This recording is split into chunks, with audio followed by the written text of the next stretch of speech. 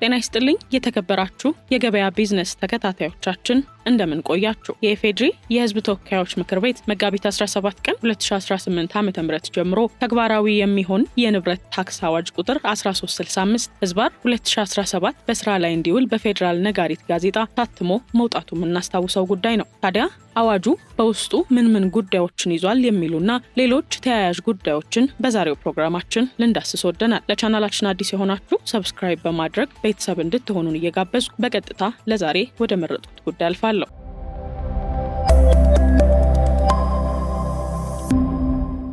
የንብረት ታክስ ማለት አንድ ግለሰብ ወይም ደግሞ ድርጅት ባለው የቤት፣ የህንፃ ወይም ደግሞ የከተማ መሬት ይዞታ ላይ የሚጣል የግብር አይነት ነው። ታዲያ ታክሱ የሚጣለው ንብረቱ ገቢ ስላላገኘ ሳይሆን ንብረቱ ባለቤትነት ስለሆነና ዋጋ ስላለው ብቻ ነው። ለምሳሌ ቀደም ሲል ቤት አከራይተህ ገቢ ካገኘ የቤት ኪራይ ግብር ትከፍላለህ። አዲሱ የንብረት ታክስ ግን ቤቱን ብታከራየውም ባታከራየውም አንተ ራስህ ብትኖርበትም እንኳን ንብረቱ የኔ ነው ስለምትል በየዓመቱ የምትከፍለው ግብር ነው ማለት ነው። ታዲያ ታክሱ የሚሰላው በንብረቱ የወቅቱ የገበያ ዋጋ ላይ ሆኖ ቤቱ የተሰራበት ቁሳቁስ ማለትም በጭቃ፣ በብሎኬት ወይም በኮንክሪት የሚለው ቤቱ ያለበት ሰፈር ወይም ደግሞ የመሬቱ ዋጋ እንዲሁም ቤቱ የሚሰጠው አገልግሎት ያም ሲባል የቤቱ ስፋትና ደረጃ ግምት ውስጥ ይገባል። የንብረት ታክስ ማለት ለቤትህ ወይንም ደግሞ ለቦታህ የምትከፍለው ዓመታዊ የባለቤትነት መዋጮ እንደማለት ነው። ይህ ገንዘብ በዋናነት ለምትኖርበት ከተማ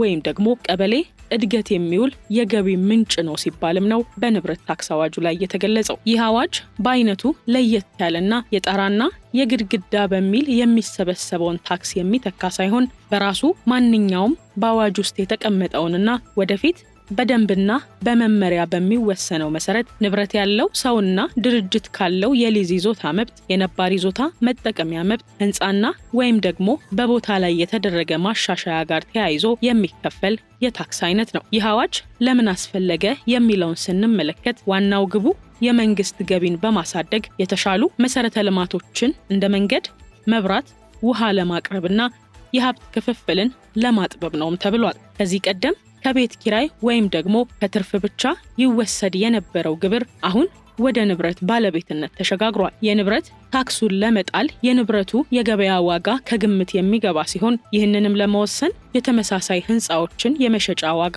ቦታውን ወይም ደግሞ የህንፃውን ስፋት፣ ወቅታዊውን የገበያ ሁኔታ፣ ህንፃው የሚገኝበትን የአካባቢ ሁኔታ፣ ቦታው ላይ የተደረገውን የማሻሻያ ወጪ ከግምት ውስጥ በማስገባት የሚደርስበት ዋጋ እንደሆነም አዋጁ ያስረዳል። ታዲያ አዋጁም በመላ ሀገሪቱ ባሉ ከተሞች ላይ ተፈጻሚ የሚሆን ሲሆን የንብረት ታክስን ምጣኔ ዝቅተኛና ከፍተኛ ጣሪያ የሚኒስትሮች ምክር ቤት ወደፊት እንደሚወስን እንደተጠበቀ ሆኖ እስከዛ ድረስ ግን በ4 ዓመት ውስጥ ከዝቅተኛው ምጣኔ ተነስቶ እስከ ከፍተኛው ጣሪያ ድረስ ተፈጻሚ የሚሆን የከተማ ቦታ መጠቀሚያን ታክስ በተመለከተ በመሬቱ ታክስ የሚከፈልበት ዋጋ ላይ የሚታሰብ ሆኖ ከ0.2 በመቶ የማያንስና ከ1 በመቶ ደግሞ የማይበልጥ እንደሆነ እንዲሁም የህንፃና ወይም ደግሞ የቦታ ማሻሻያ ታክስ በቤቱ ወይም በማሻሻያው ታክስ የሚከፈልበት ዋጋ ላይ የሚታሰብ ሆኖ ከ0.1 በመቶ የማያንስና ከ1 በመቶ ደግሞ እንዳይበልጥ ተደርጎ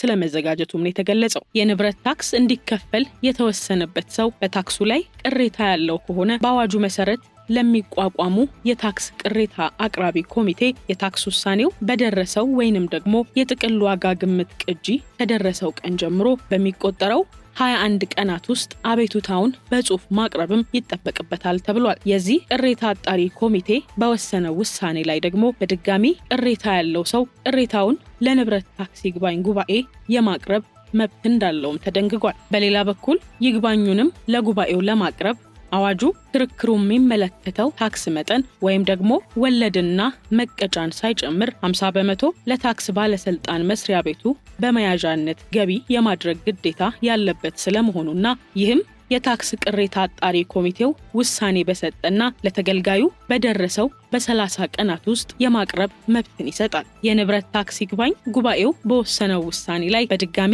ቅር የተሰኘ ሰው ውሳኔውን በጽሁፍ በደረሰው 30 ቀናት ውስጥ በሕግ ጉዳዮች ላይ ለከፍተኛ ፍርድ ቤት ይግባኝ እንደሚልና ፍርድ ቤቱም ውሳኔ ከሰጠ በኋላ ጉዳዩን ወደ ይግባኝ ጉባኤ እንዲመለስ ያደርጋልም ተብሏል። በዚህ ከፍተኛ ፍርድ ቤት የተሰጠ ውሳኔ ላይ ቅር የተሰኘ ሰው በድጋሚ ለፌዴራል ጠቅላይ ፍርድ ቤት ይግባኝ የመጠየቅ መብት ያለው ስለመሆኑ የደነገገ ሲሆን ይህ ግን ተፈጻሚ የሚሆነው በከፍተኛ ፍርድ ቤቱ የተወሰነውን የታክስ ክፍያ ተገልጋዩ ሙሉ በሙሉ ከከፈለ በኋላ እንደሆነም ነው አዋጁ የሚደነግገው። በአዋጁ ከተመለከቱት የይግባኝ ስርዓት በኋላ በፌዴራል ፍርድ ቤቶች አዋጅ ቁጥር 1234 ህዝባር 2013 መሰረት ጉዳዩ ወደ ፌዴራል ጠቅላይ ፍርድ ቤት ሰበር ሰሚ ችሎት ይግባኝ የመጠየቅ መብቱም የተጠበቀ እንደሆነ ተገልጿል።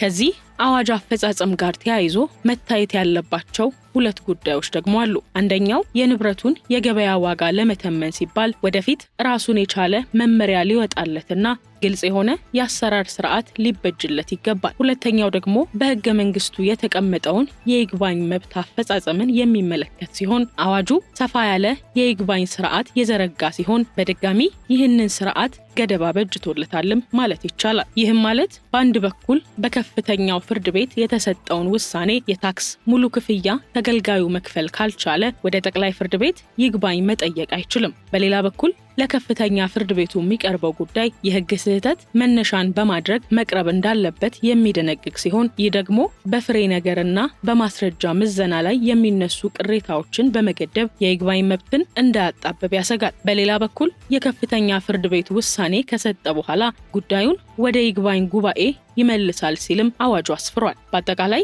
አዋጁ አማራጭ የታክስ ስርዓቶችን ግልጽና ተገማችነት፣ ወቅታዊና ተፈጻሚነት ያላቸውን አሰራሮችን ለማበጀት መሞከሩ ይበል የሚያሰኝ ቢሆንም የይግባኝ መብትን በተመለከተ የተቀመጡ አሰራሮች ግን በትኩረት ሊታዩ ይገባል ሲሉ በርካቶች ቅሬታ ያቀርባሉ። በሌላ በኩል በአዋጁ መሰረት ታክስ የሚከፈልባቸው የንብረት አይነቶች በዚህ አዋጅ ተጠቅሰዋል። ከነሱም መካከል መኖሪያ ቤቶች ቀዳሚ ናቸው። ታዲያ በከተማ ክልል ውስጥ የሚገኙ ማናቸውም የመኖሪያ ህንፃዎች ናቸው። ሁለተኛው የንግድ ህንፃዎች ሲሆኑ ለሱቅ፣ ለቢሮ፣ ለፋብሪካ ወይም ደግሞ ለሆቴል የሚያገለግሉ ህንፃዎችም በዚህ ውስጥ ይካተታሉ። በሌላ በኩል በከተማ ውስጥ ያሉ ባዶ ቦታዎችም ተጠቃሽ ናቸው። እነዚህም ታዲያ ያለሙ ወይም ደግሞ ለግንባታ የተዘጋጁ የከተማ መሬቶች ናቸው። በሌላ በኩል ኢንዱስትሪዎችና መጋዘኖችም አሉ። ታዲያ የንብረት ታክስ እንዴት ይሰላል ለሚለው ጥያቄ ደግሞ ቀደም ሲል እንደጠቀስኩት ታክሱ የሚሰላው በንብረቱ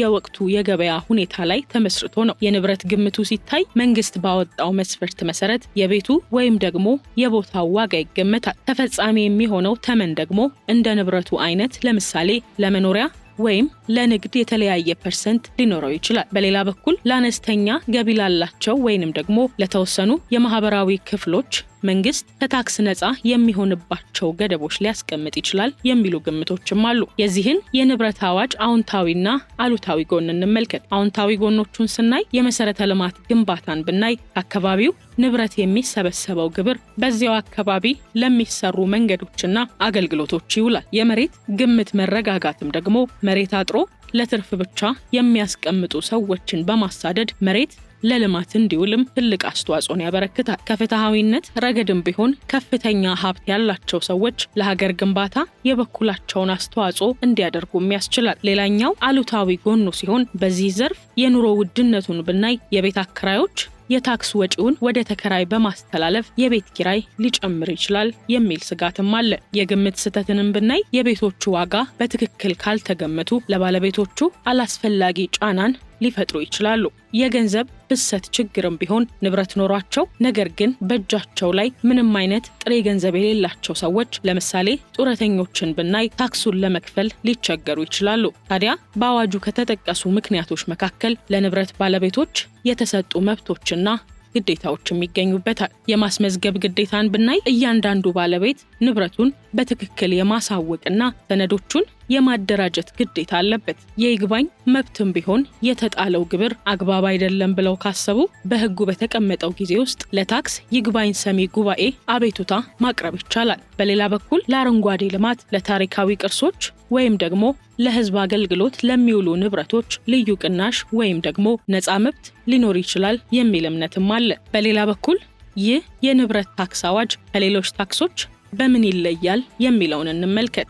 ከገቢ ግብር አንጻር የገቢ ግብር የሚከፈለው ከደሞዝ፣ ወይም ከትርፍ ሲሆን የንብረት ታክስ ግን ንብረቱን በባለቤትነት በመያዝ ብቻ የሚከፈል ነው። ከሽያጭ ታክስ አንጻር ደግሞ ንብረት ስትገዛ ወይም ደግሞ ስትሸጥ የምትከፍለው ሳይሆን ንብረቱ በእጅህ ባለ ጊዜ ሁሉ በየዓመቱ የምትከፍለው ነው። አዋጁ በሕዝብ ተወካዮች ምክር ቤት ጸድቆ በነጋሪት ጋዜጣ ታትሞ ከወጣበት ጊዜ ጀምሮ ሕጋዊ ሆኗልም ተብሏል። ይህ ማለት የሕግ ማዕቀፉ ተዘርግቷል ማለት ነው። የዝግጅት ምዕራፍን በሚመለከት የንብረት ምዝገባና ዳታቤዝን ስናይ በየከተማው ያሉ ቤቶችና ቦታዎች በዲጂታል መንገድ እየተመዘገቡ ነው። ለምሳሌ በአዲስ አበባ የቤቶች ስምሪትና አስተዳደር ኤጀንሲ የቤቶችን መረጃ እያደራጀ እንደሚገኝ መረጃዎች ይወጣሉ። ቤቶችን በምን መስፈርት እንደሚገምቱ የሚገልጽ ዝርዝር መመሪያም በክልሎችና በከተማ አስተዳደሮች እየተዘጋጀ ነው። እያንዳንዱ ክልል ወይም ደግሞ የከተማ አስተዳደር ለምሳሌ አዲስ አበባና ድሬዳዋ የራሳቸውን የመክፈያ ተመን በሕግ የመወሰን ስልጣንም ተሰጥቷቸዋል። ታክስ መክፈል ግዴታ ቢሆንም የከፈልነው ገንዘብ የሰፈራችንን መንገድ ሲቀይር፣ የሰፈራችንን መብራት ሲያበራና አካባቢያችንን ለኑሮ ምቹ ሲያደርግ ማየት ግን ትልቁ ትርፋችን ነው። ይህ አዋጅ ተግባራዊ መሆን ሲጀምር ከኛ ከባለቤቶቹ የሚጠበቀው ትልቁ ነገር መረጃን ማደራጀት ነው። ታዲያ ይህንን ለማድረግ ዛሬውኑ የቤቶ ካርታ ወይንም ደግሞ ደብተር፣ የግንባታ ፈቃዶና ተያያዥ ሰነዶችን በትክክል መኖራቸውን ያረጋግጡ። ይህም ማለት ግምገማ ሲመጣ መብቶን ለማስከበር የመጀመሪያው መሳሪያ በእጆ ያለው ሰነድ ነው። የተከበራችሁ የገበያ ቢዝነስ ተከታታዮቻችን በንብረት ታክስ አዋጅ ቁጥር 1365/2017 ዙሪያ ለዛሬ ያደረስናችሁ መረጃ ይህንን ይመስላል። ቪዲዮ ከጠቀማችሁ ላይክ፣ ሀሳብ አስተያየት ካላችሁ በኮሜንት መስጫ ላይ እንድታጋሩን እየጠየቅን በቀጣይ በሌላ ርዕሰ ጉዳይ እንገናኛለን። እስከዛው ሰላም ቆዩልን።